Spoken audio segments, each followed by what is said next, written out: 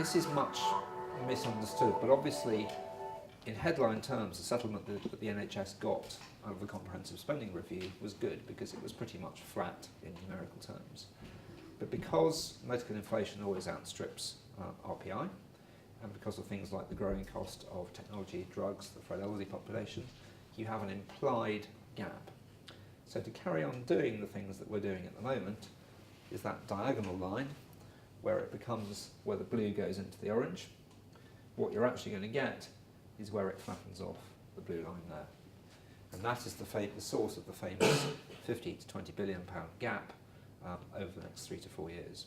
So what the NHS as a system has to work up to doing, if it were a PLC company, you have to reduce your cost base by 50 to 20% over the next 3 years or so. So that's the challenge.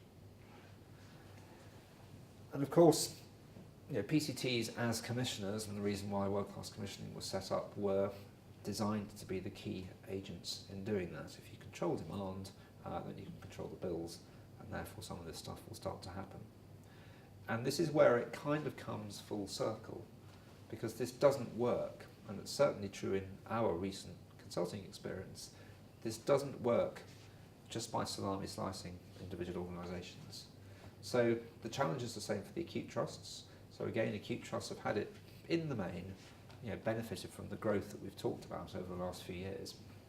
But we as an advisory firm are seeing a considerable increase in the number of tenders from hospitals saying, I've achieved all I can in terms of taking cost out, but next year I've got to do another 7%. How am I going to do it? And you're really into, in terms of the skills that we offer, whereas in the past it would be a more traditional approach to do with financial control and cash management, all those sorts of discipline type things. Now it's very much about talking to the clinicians and saying, under tariff, do you understand the financial consequences to the hospital of what you're doing? So there was a great case that we always talk about where two hospitals on the south coast, relatively close to each other, one has a £160 million annual budget, the other's about 250, so one's bigger, one's a bit smaller. And again, not a clinician, so I may have misremembered some of the procedures, but there was a cardiologist whom we had a series of conversations with.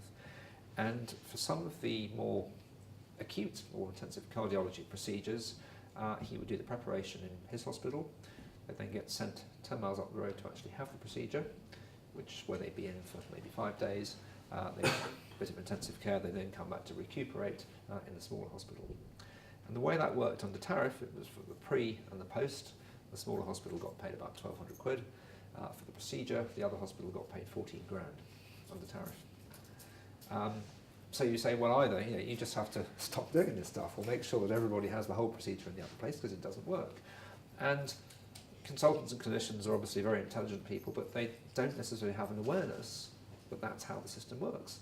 And therefore, the pre and the post-op stuff he was doing was costing his hospital, in resource terms, an enormous amount of money.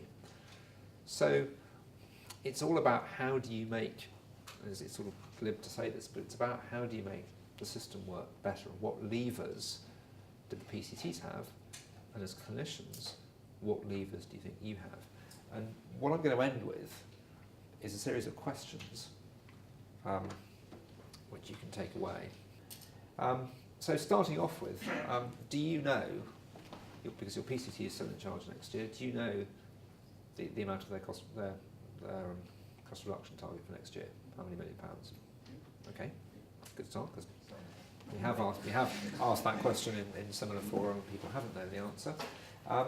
And of that amount, do you know how that's being divvied up on other providers? So who's going to be under most pressure? Okay, so you all know that? Good. Okay, not everyone does.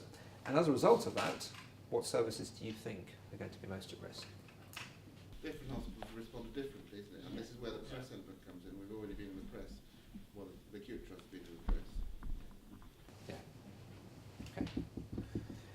What levers do you think you have? But I suppose phrase that a different way.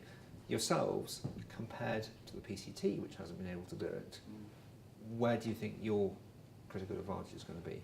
How can you have these conversations and start these things in a way that the PCT hasn't? From the real ground, we're just looking at clinical behaviour and actually ennobling the primary care provider, because it was last night, we're constantly done down. We don't know how to do anything. We're useless. We can't we can't diagnose things, we always need a specialist, we can't prescribe insulin, which is Right, all yeah. bullshit.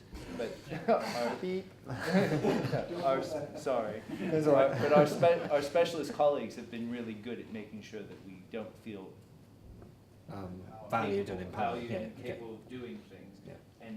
And actually, that's what we're working